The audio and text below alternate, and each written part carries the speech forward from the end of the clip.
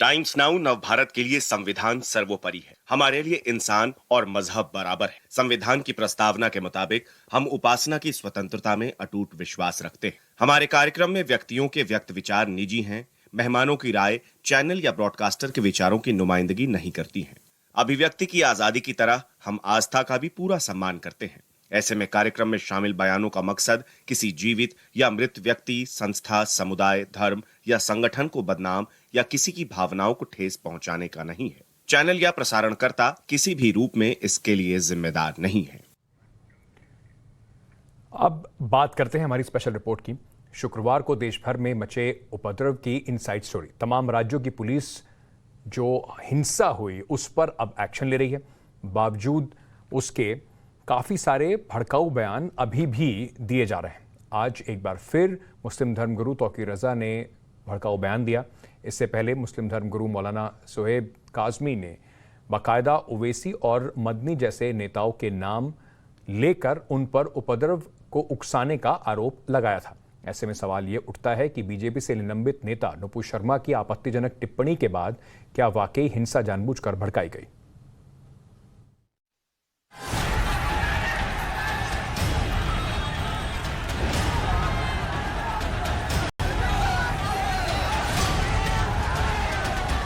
देखिए पत्थर चला रहा है।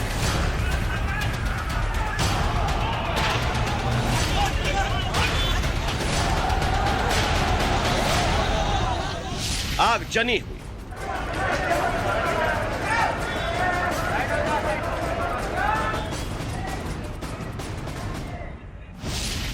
गोली चली।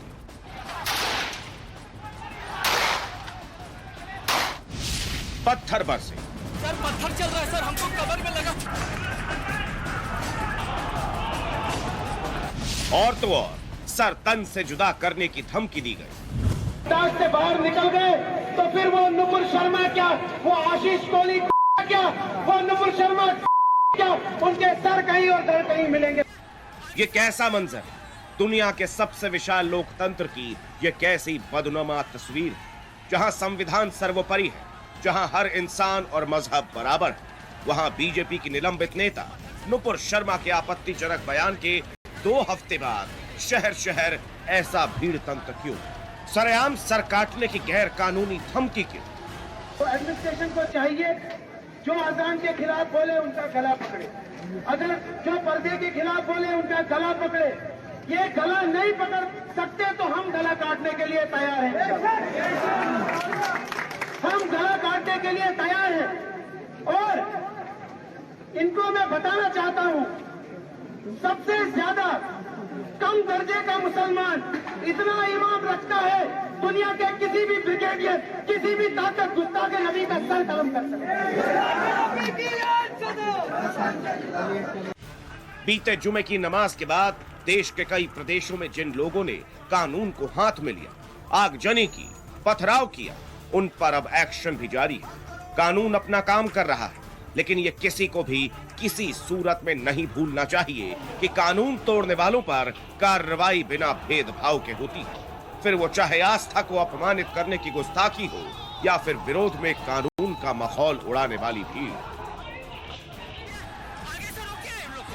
लेकिन सवाल यह है कि बीजेपी नेता नुपुर शर्मा की गलत बयानी के 2 हफ्ते बाद भड़की हिंसा की आग क्या वाकई सोची समझी साजिश का नतीजा थी?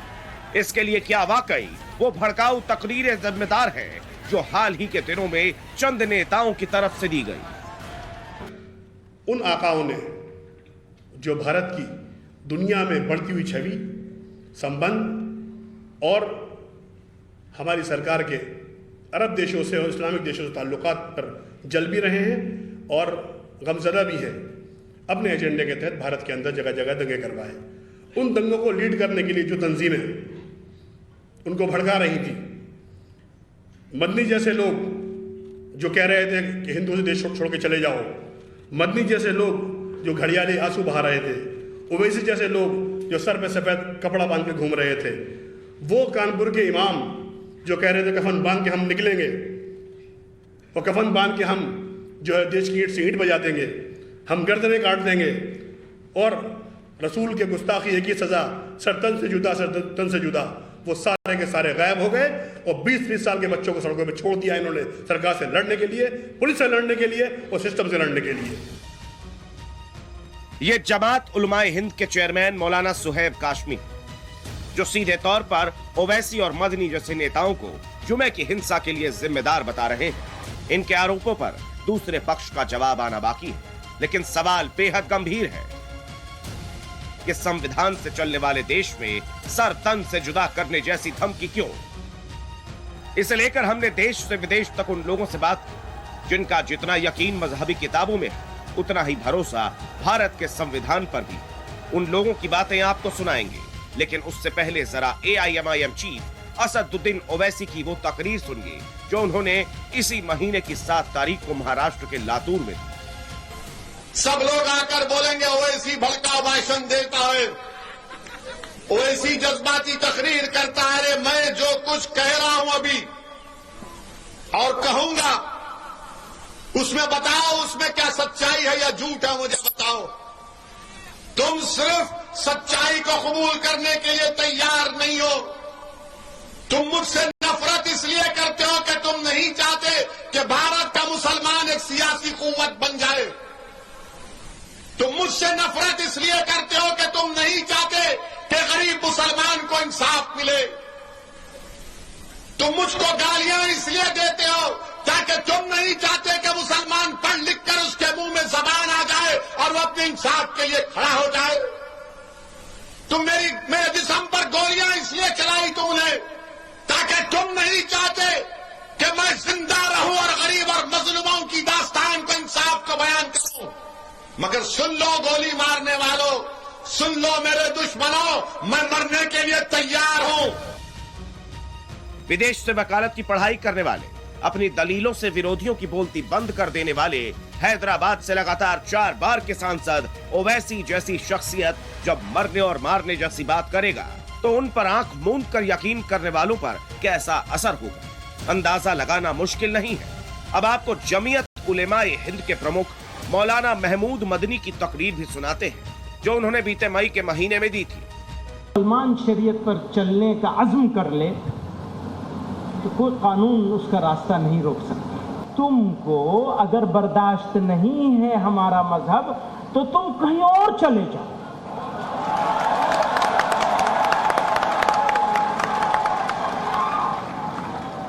भेजना नहीं है किसी को, भेजना नहीं है किसी को, क्योंकि वो जरा सी बात पे कहते हैं ना पाकिस्तान चले जाओ।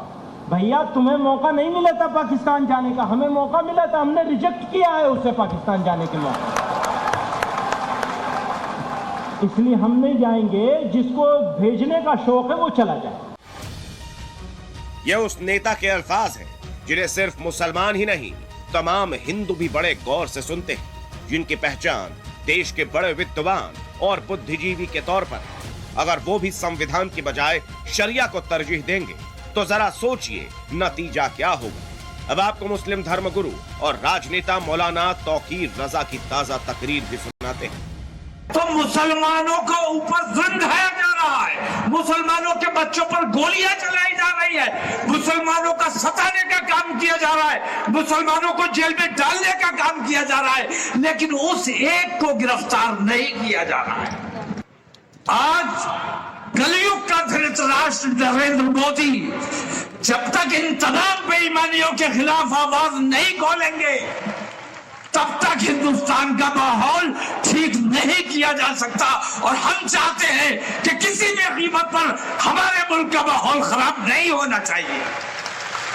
हम अपने मुल्क के लिए जान देने का जज्बा रखते हैं, लेकिन रसूल आज़म की शान पर अगर गुस्ताखी की जाएगी तो किसी कीमत पर बर्दाश्त नहीं करेंगे। इसे भड़काऊ और उकसाऊ बयान नहीं कहेंगे तो क्या कहेंगे? यही वजह है कि मौलाना सुहैब कासमी जैसे मुस्लिम धर्मगुरु और नेता सड़कों पर सर तन से जुदा जैसी नारेबाजी और उपद्रव के लिए ओवैसी, मदनी और तौकीर जैसे लोगों को जिम्मेदार ठहरा रहे हैं।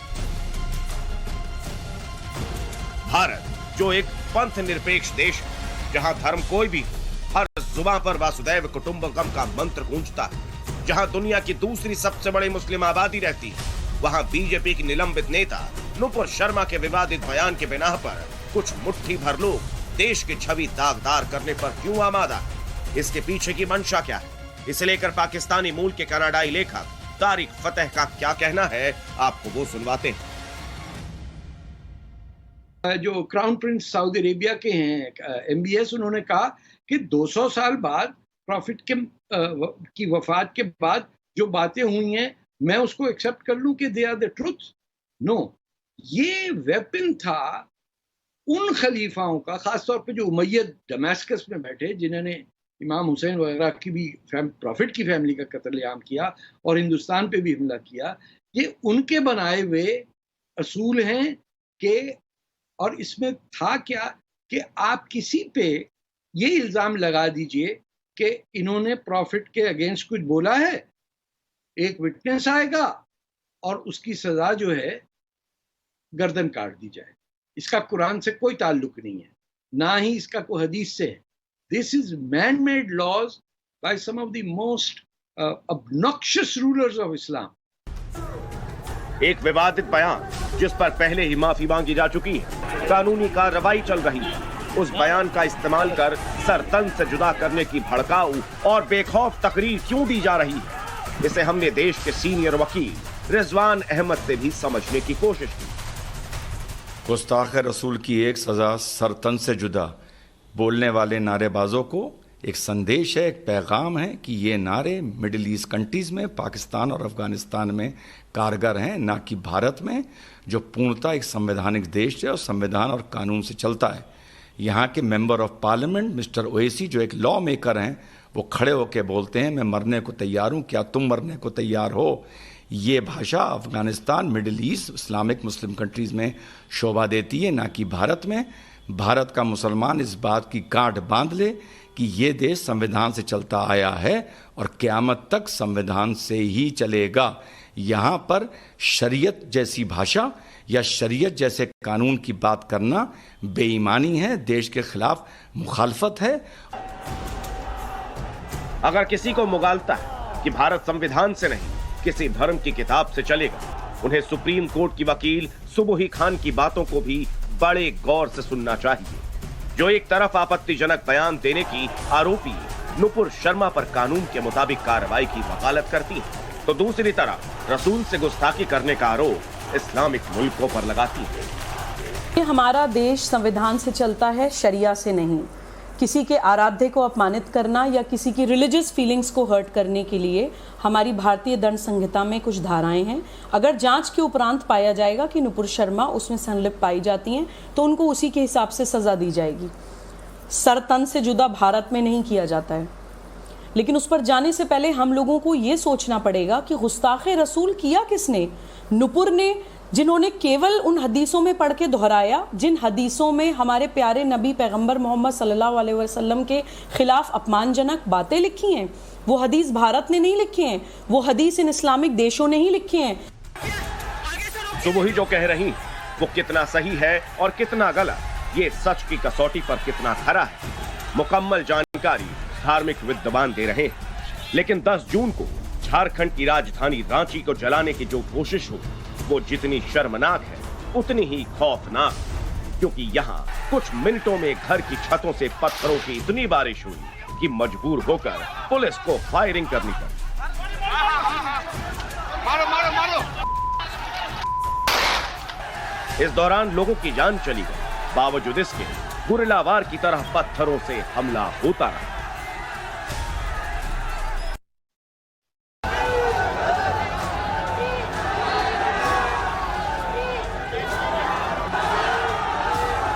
देखो सारी दुकान तोड़ दी।